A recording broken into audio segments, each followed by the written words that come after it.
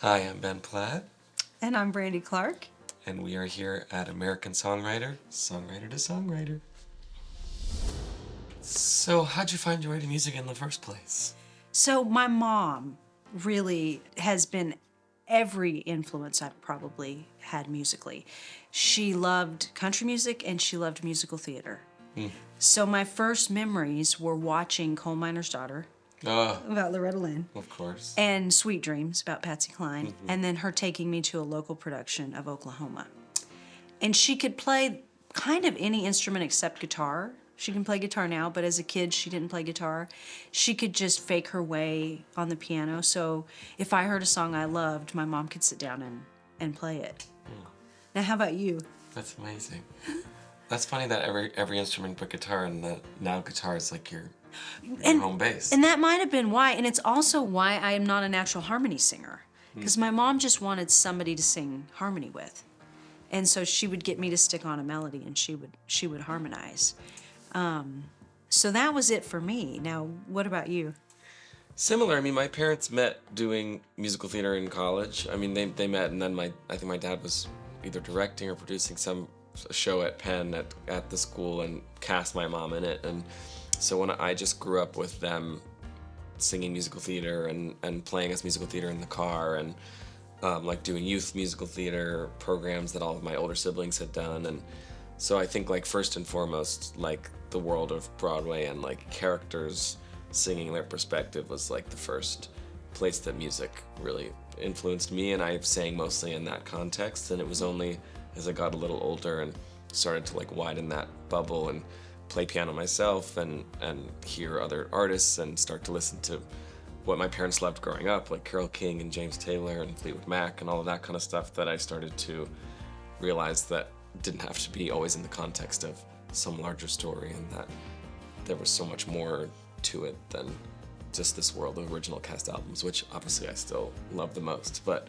definitely singing in the context of a story like that was the first impression that music made on me. I was thinking this morning about things I wanted to ask you.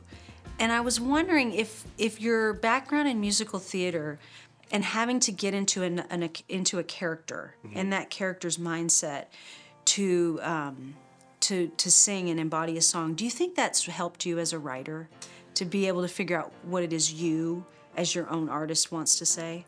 I think so. I mean, I think at first it was like a deterrent, like in terms of just fear, because of being so used to being more of like an actor for hire and really just focusing on expressing somebody else's perspective. And but I think in terms of the actual like act of the songwriting, I think totally yes, because which I say in our concert that we do every night. Like, I think in musical theater it's all about the song comes when there's something that needs to be expressed in a super emotionally complex or more internally revealing way, and always has to come from a very particular perspective and try to really finish somewhere differently than where it starts. Like, that's sort of like the measure of a great song in musical theater, which I think is the measure of any really great song. And so certainly when I started to actually try my hand at it, I think coming into the songwriting process from the perspective of like, what am I as a character trying to express, or what experience am I trying to reflect,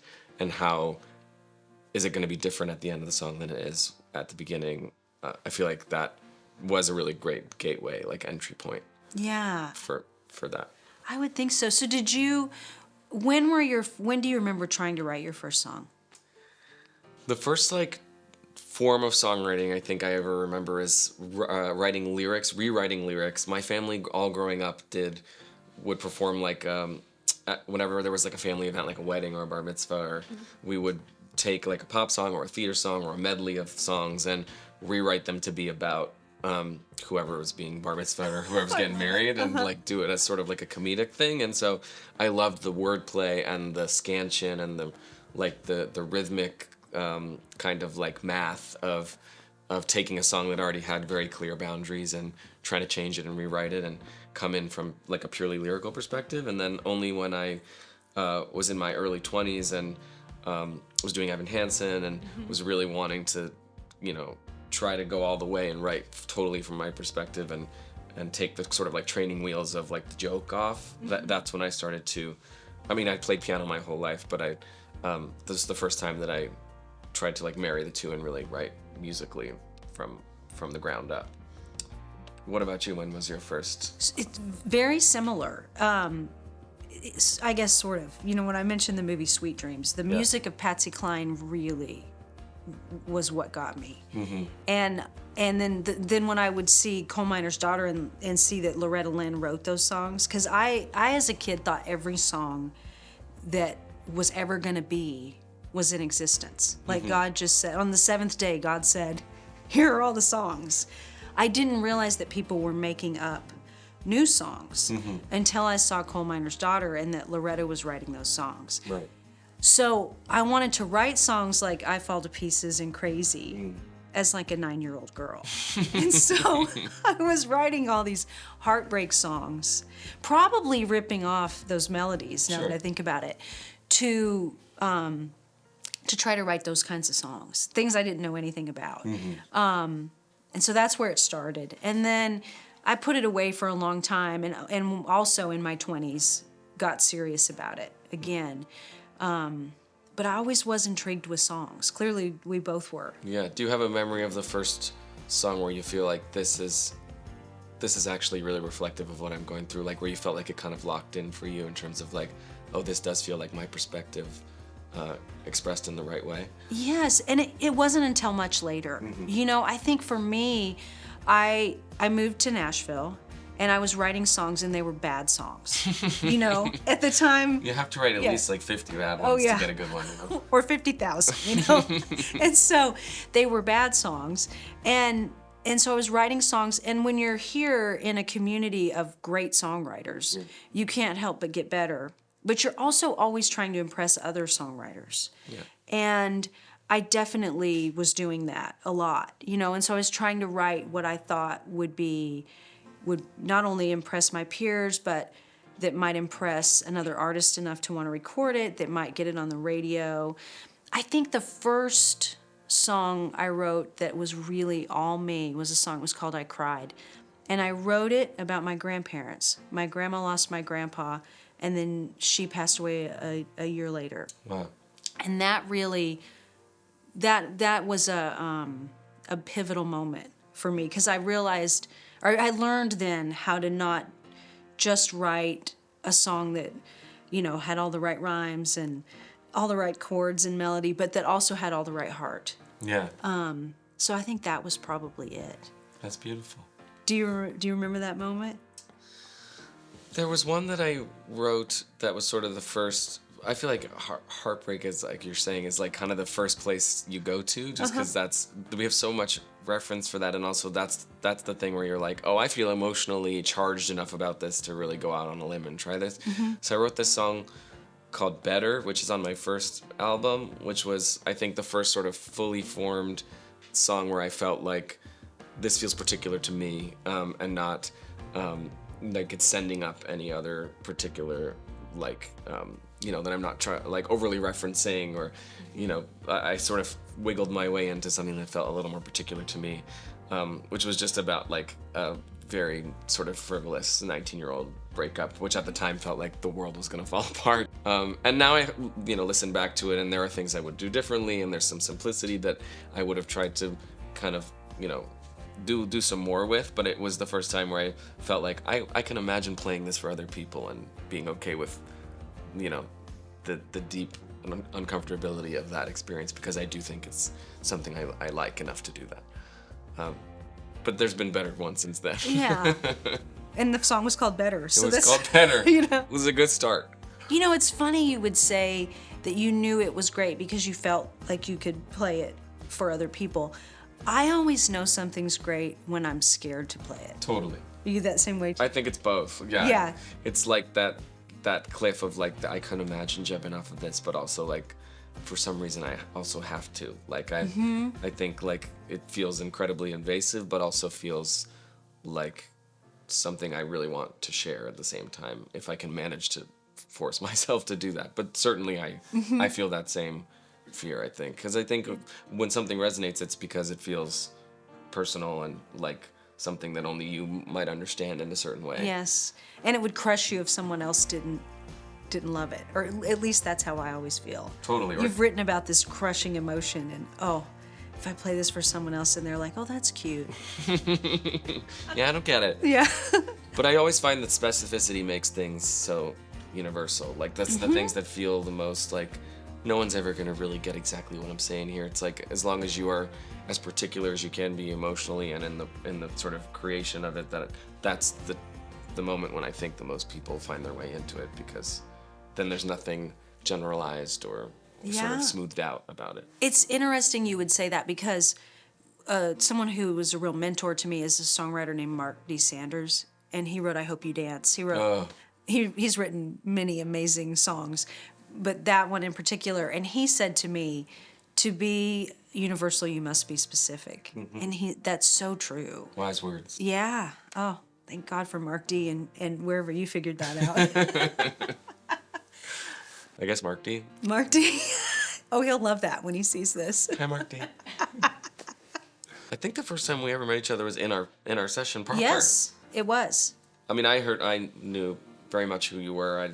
I was an admirer of yours, both in terms of your music and also as somebody who's always wanting to sort of bridge the gap between songwriting and the world of theater, and sort of disband the myth that those are such different forms. I just was so excited about what you were doing, and you and Shane McNally were doing. And so when I came here to write, I had very much harboring the hope that we'd get to work together, and thank God it worked out, and we got to. Yeah, I mean, it was a mutual fan club, because it was you and I and Jimmy Robbins. Yes. And I'm really glad that Jimmy was there, because I am such a fan that He's amazing. I probably would not have been able to hit it out of the park with you, because I would have gotten too in my own head.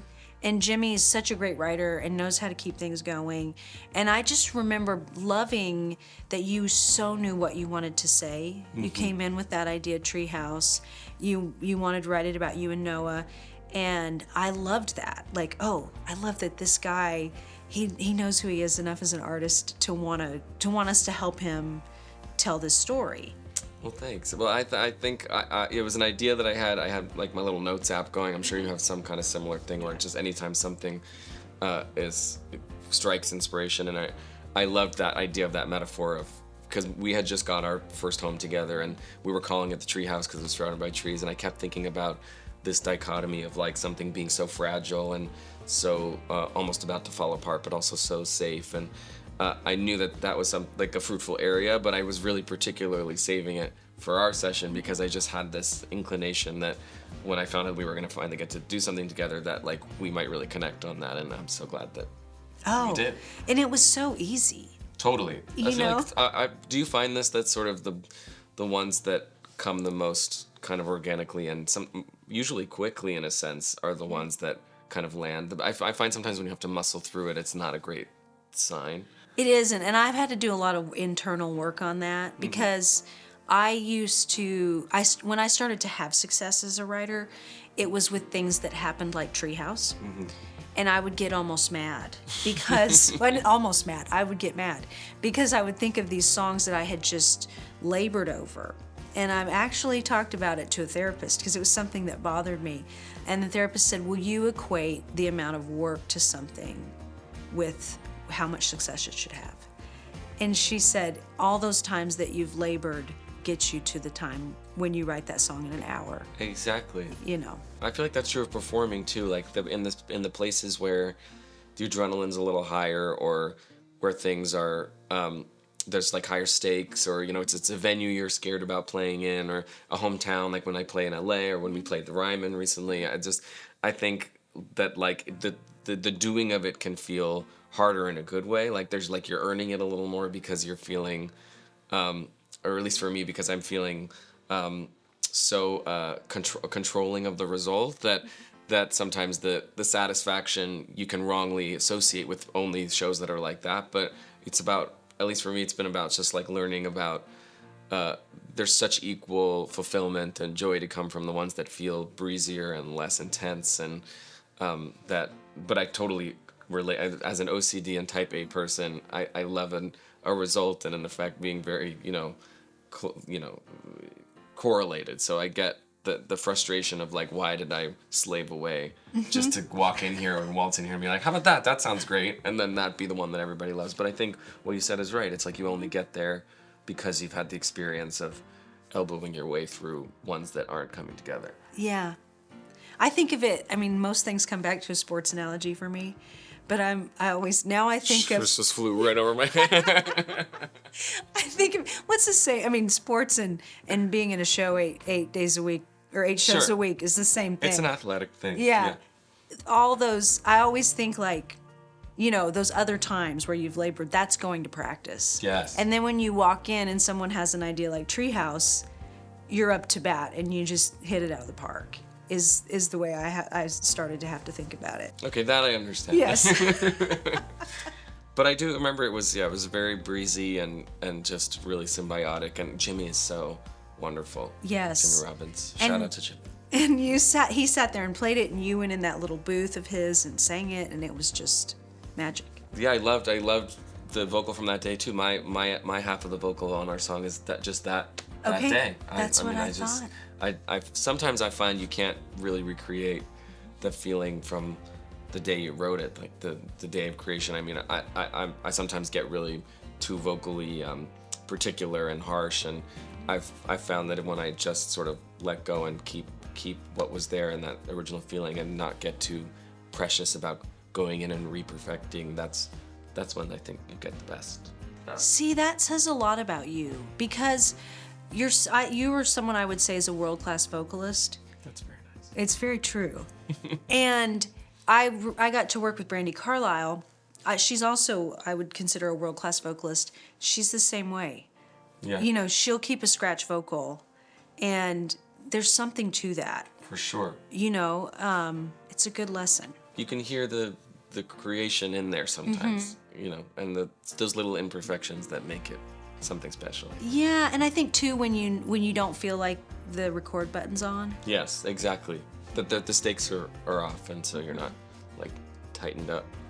Exactly. There were a few reasons why I felt like this would be such a dream to do a duet of this. I mean, I think first of all, just from the perspective of the song that we wrote, like it feels like a two-soul kind of song. Like it feels like two people coming together and agreeing to like make this little pact of creating this little safe space, no matter how volatile or you know, vulnerable it's gonna be.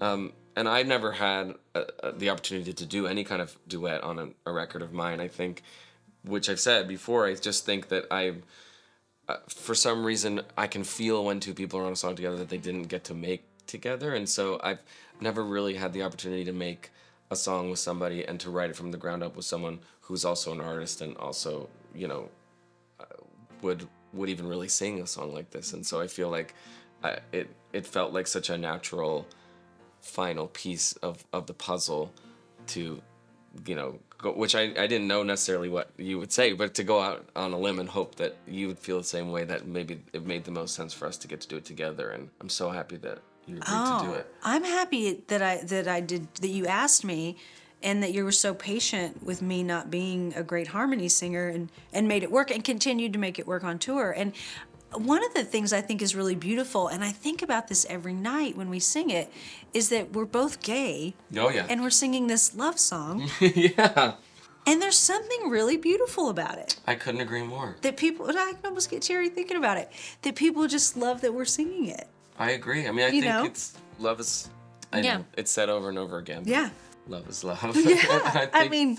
I think we both, you know, have a very particular understanding of the weight of that, and in super different but also really connected ways. And I think it is really special, and also just points out to me like the specialness of the song, that, you know, no matter what experiences we're both coming at it from, it just feels like the kind of song where two people just come together, you know what I mean? Yeah. But I agree, I think that is really special. And that's part of the reason I think it's so special we get to be on this tour together too.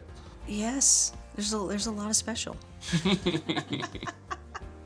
What was that journey like for you to like bring your queerness into who you are as an artist, and especially in a space where that is not an easy thing to do? You know, it's been a journey, because there was a time when I just never even pursued being an artist, because I thought the fact that I was openly gay would just make that impossible.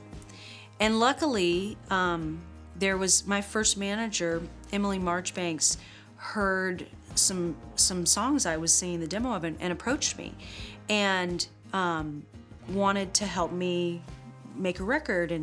And I was so nervous to tell her that I was gay because she was so into my music, and I thought this will be the turnoff. And I told her, and she was like, "Oh, I don't care." And so, but I'm so thankful that her response was what it was. Yeah.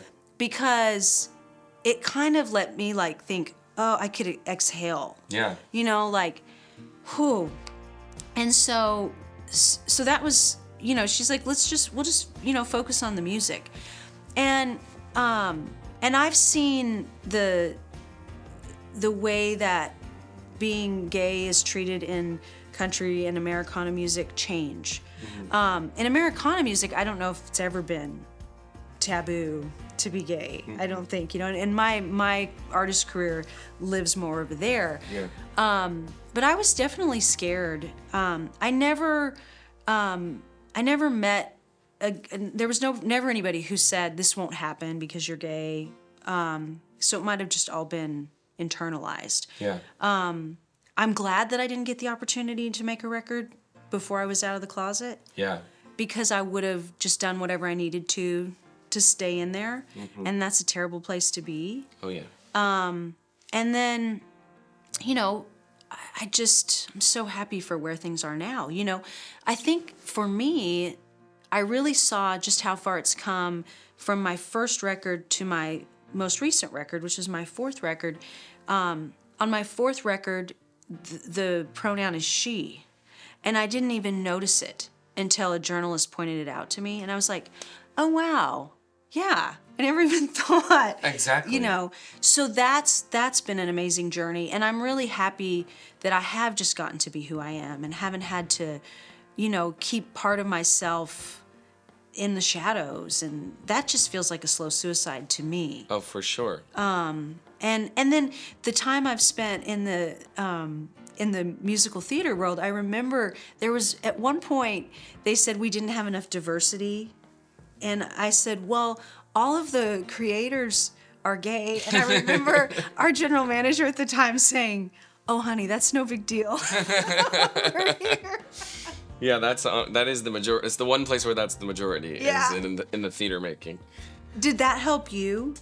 Totally. I mean, I think, first of all, I so relate to everything that you said, and I think it kind of comes back to the specificity creating the universality. As you said, it's like you don't even notice the particular pronouns or the particular perspective because it's just that's the experience you're writing about, and so why would you edit back what makes it particular for no reason? So I felt the same when I started to write songs that were very clearly from a queer perspective of like people saying to me after the fact, like, what did it feel like to really put that? It's like, well, I was writing about my relationship and I was with a guy, so why would I change the details of that? But I think because I came from first and foremost being an actor and playing characters, there less so now, but as I was coming up, there's definitely a pressure to keep your personal life and private life mysterious and not necessarily, particularly when you're a queer person, so that directors and casting directors can see you in any way that they need to see you, and that,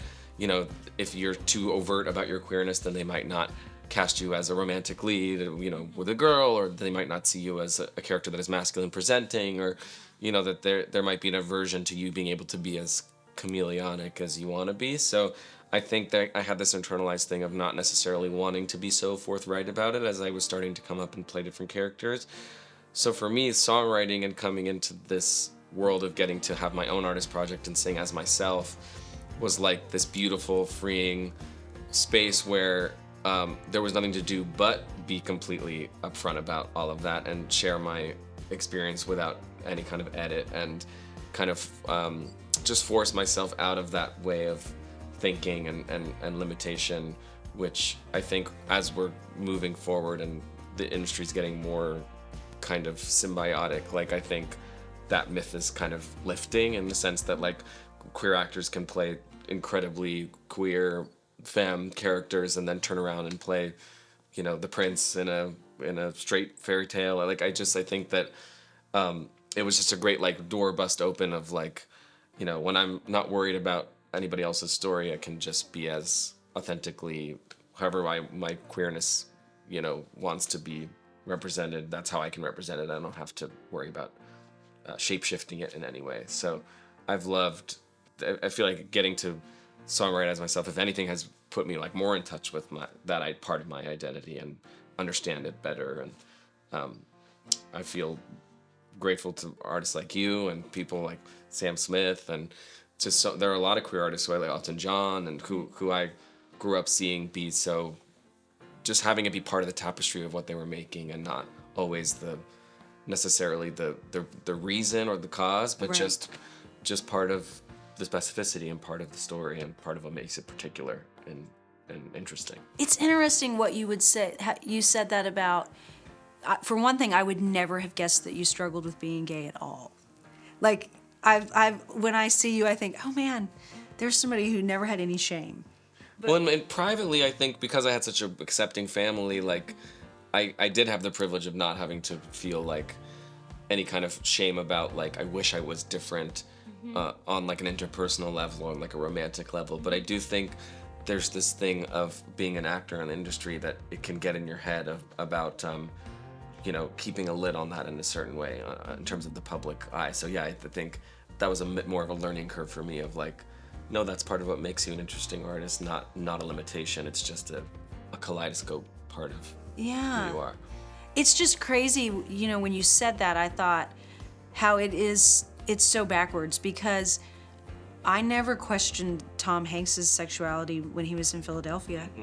You know, like it was okay for this straight man to play Yes. a homosexual man. It's really interesting. I'd never thought about that. Agreed. I think it only went one way, and also the very particular lauding would happen when, you know, a straight actor would play a queer character. It was like, whoa, like can you believe that they would go out on a limb like that? And it's like any kind of transformation as an actor, whether you're changing your age or you know you're playing somebody from a different walk of life or a different sexuality. I think there should be total fluidity in terms of if you have the technique and the characterization to transform in any way, anybody can do it. Why did you feel like this was the moment to put out an album that's just self-titled, that's just Brandy Clark? You know, another Brandy Carlisle, produced this record, and she really pushed me to not have anything on that album that I wouldn't say. You know, she had me go and change lyrics that maybe didn't completely fit who I am. And so it was the most me that I've ever done on a record. All my records, when I listen to them, feel like me. But this one, there's nothing I can point to and say, well, that doesn't really completely resonate.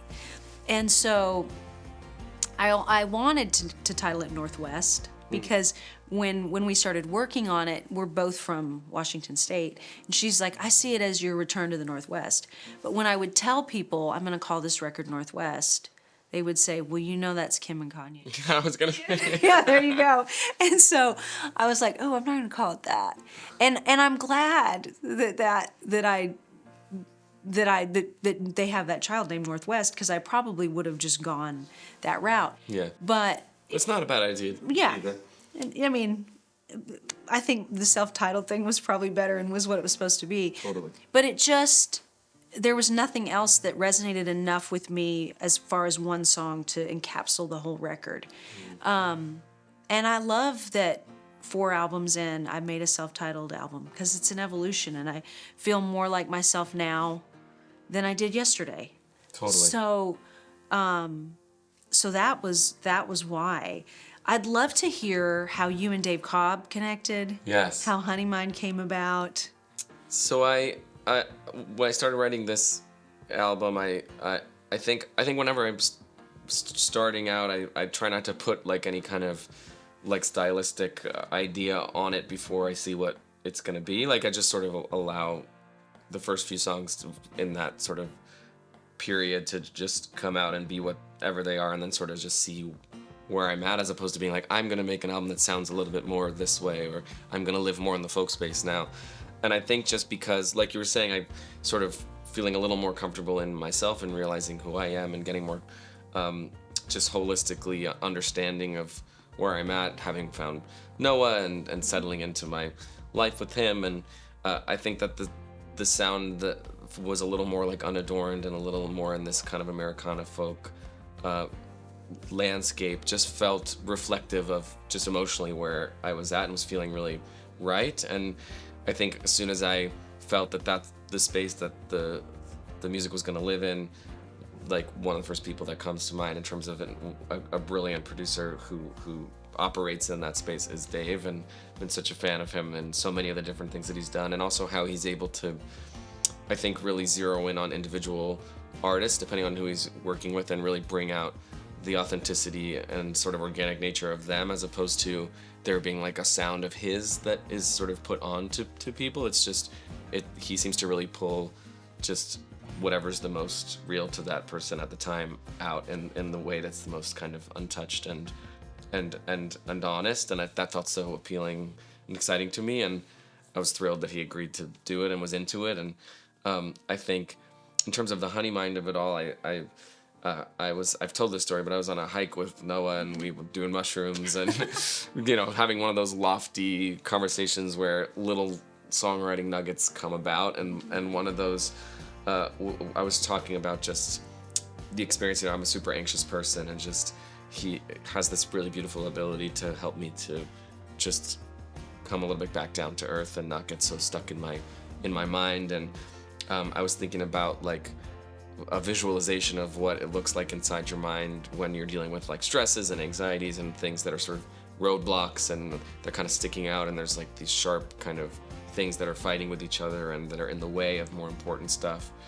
And I was like, I think that being in love or having somebody like that doesn't necessarily make those things disappear or take them away or make them like disintegrate. They're all still there and they're realities, but I think it like makes everything just a little less like jagged and like a little softer. And like this, I just kept thinking about this coating that was like made it a little easier and sweeter.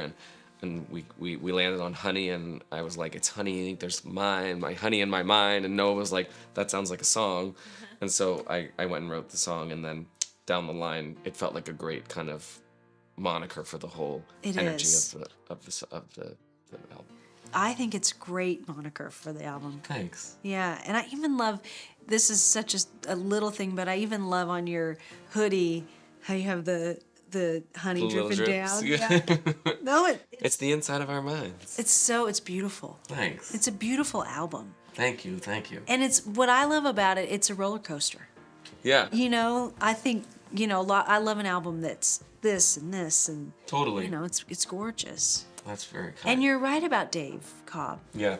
He's another one who gets to the heart of an artist, and he's no bullshit. Yeah. In the best way. He told me, he came into my dressing room at the Ryman and we were talking, and I don't know Dave very well, but every time I'm around him, I just love him. And he told me that when he first met you, you were in Parade. Yes. And that he came in and the first thing he sees was all these Confederate flags. Yeah. And he said he thought, oh no, I'm from Georgia. Like it was because it was set in Georgia, and he said he thought he was going to lose the gig before he even had it. I know he felt so. I was like, no. This is an examination of a very particular time. This is a historic piece. I'm sure you're a wonderful, well-rounded, and accepting person. But yeah, we had a drink afterwards, and he was like, I thought you were going to judge me for being from Georgia. And I was like, no, I can tell you're very enlightened. You want awards to not matter. We all say, of course. It really doesn't matter. But I will say, finally winning a Grammy, it was a bit of a monkey off my back. Of course. And it just felt good. It feels good to have it. And I know aren't you the youngest person to get a Emmy, Grammy, Tony? I don't know if I am. I need the O for the. I mean, you're close. Like.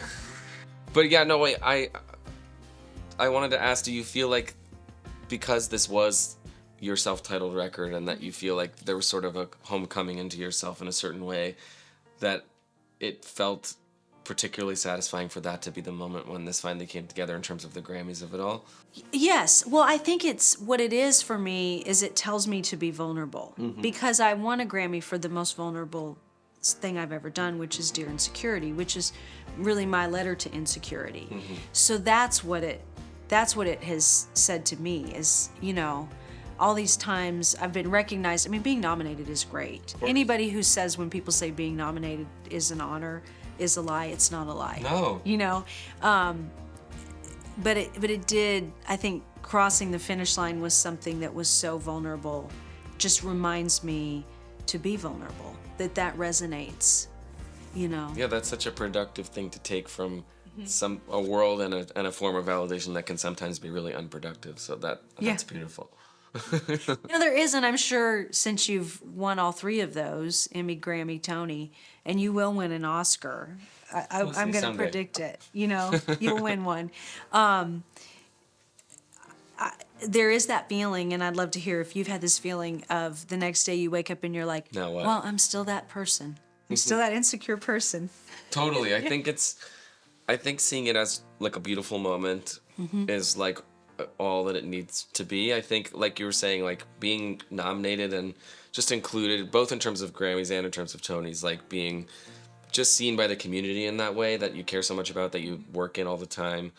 That is really the whole battle. Like, usually when we're getting from there to like winning an award, there's so many other like political and like there's so many factors that you can't control. And I think just being part of that conversation feels like, oh, I'm doing something right, and this, like, as an artist, I'm being seen in some way. So I think the win just feels like, I had an amazing, like, a night that I'll never forget, and something that I can look at my house that reminds me of that night and making that record. But totally didn't solve my anxiety. It didn't solve my, imposter syndrome. It doesn't take any of the real problems away. It's just a beautiful moment that you get to have.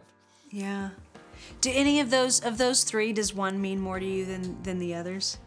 I mean, I feel honored about all of them. I think, there's something so special about, being nominated / winning a Grammy for something that is so you. And obviously, I'm so honored to be part of Dear Evan Hansen, and the fact that I got to take home a Grammy because I was part of that soundtrack and sang those beautiful songs is something I cherish. But I do think that there is something really extra special about it being your own work and your own voice. So I do think that the Tony, because it was a performance that I was having to give every night and really was sort of mine to go out there and administer, feels really special because that, and also just growing up and loving theater and watching the Tonys every year with my family, I think that was a real bucket list one. Well, and I feel like I can say, and you probably can't say this, of all those, I think the Tony's the hardest. Being nominated for a Tony, I saw it, like, it's such a small group of people that are voting. And it's funny because this year Shane and I were watching, and that he was talking about, oh, they'll probably give it to so-and-so, who was a very famous person. And I said, nothing against that person. No, of course. I said, oh no, the Tonys give it to who deserves it. Like, Yeah, they tend to know their stuff. Yeah. And it's also the only one where, I mean, with the Grammys, it's beautiful because you can listen to the music all the time once it's been created. You can, and like same with the Oscars, once the film is in the world, you can watch the film anytime you want. But with the Tonys, it's like you're having to recreate the thing every night from the ground up while all of that noise is happening and while these awards and nominations and voting and all that. It's like you're still having to go there every night, start from the beginning of the story, tell the whole thing, and there's a purity to that I think is really cool. Yes. Yeah, there really is. So next time we'll do the musical together, and then maybe we'll both win. We'll rack up our Yes. Yeah. Oh, I have an idea. Oh, really? Yeah. Okay, great. Yeah. We won't tell them yet. Yeah. It's with Robert Horn. He asked me if I told you, and I was like, no, Robert, not till we have it in the back. I'm in if it's Robert Horn. Yeah.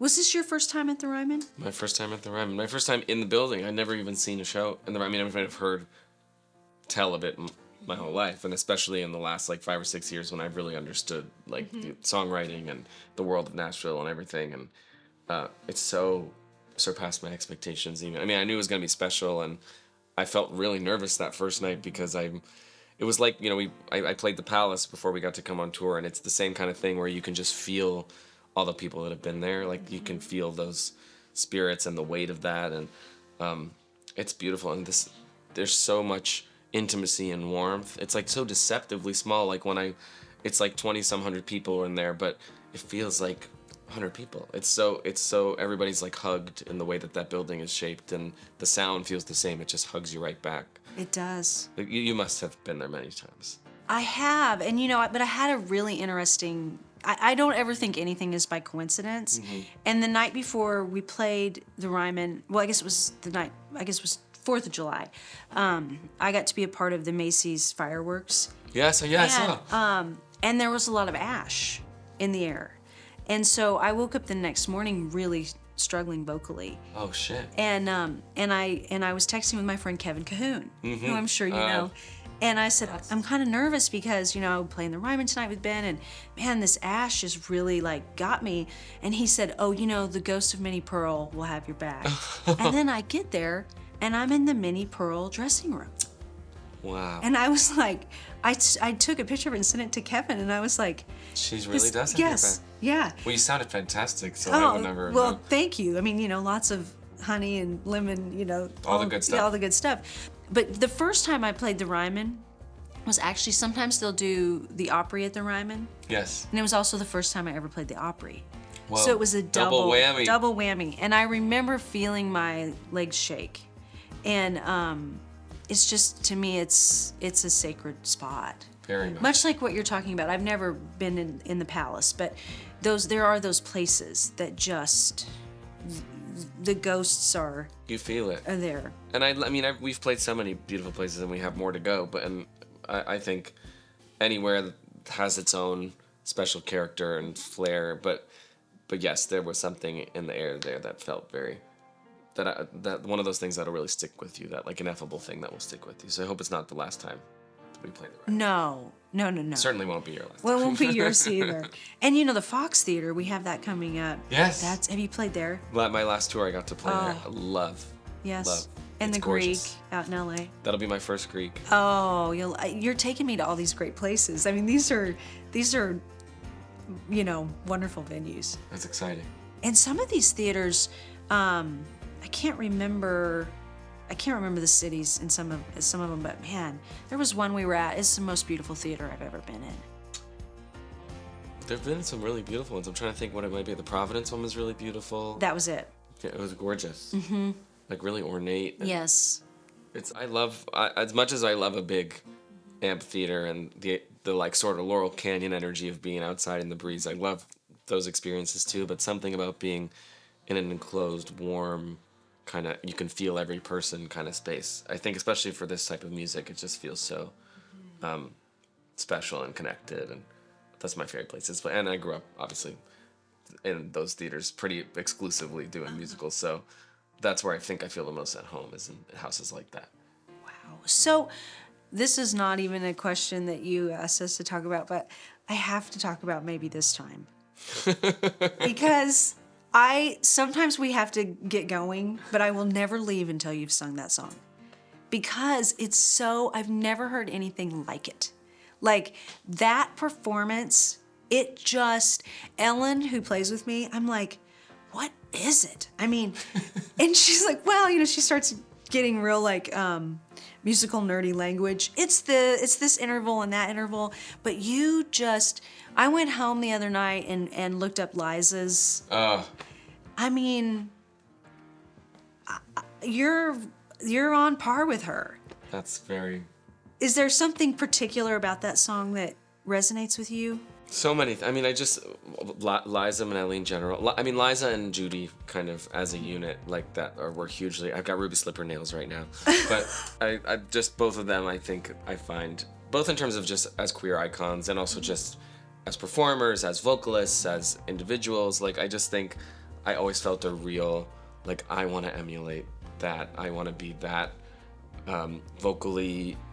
Just have that much attack and be that earnest and that like free to like just the I've loved them forever. So any song of theirs, but I think in particular, Cabaret is just one of my favorite pieces ever. It's one of the greatest musicals ever written. The film is one of the greatest musical films ever made, and that song was added for Liza so that she would have another big showcase. And I think to touch like something as amazing as Cabaret's material that's that good, to add something, it's such a dangerous territory because you're like, this is a brilliant piece. And so it's like, for that to not only have worked so well, but to be one of the greatest songs to come out of that and to be so synonymous with her, it's like that. I just think that song has always been like such a powerhouse song to me, and I've always wanted to sing it. And I think there's just not really been an occasion where it's made sense. And I also think there's like that little bit of hesitation to sing something that is so synonymous with this female character. And I think just like letting myself jump in and go there and, you know, don that feathered coat and just like really embrace that feeling. And that song is like such a fun experience. And that's why I couldn't leave it at the Palace. I had to bring it. Oh, I'm so glad. It inspires me. I mean, it's a bucket list for me to write with you a song like that. Let's do it. Yes, that's what I want. Let's go. I want us to write that for you because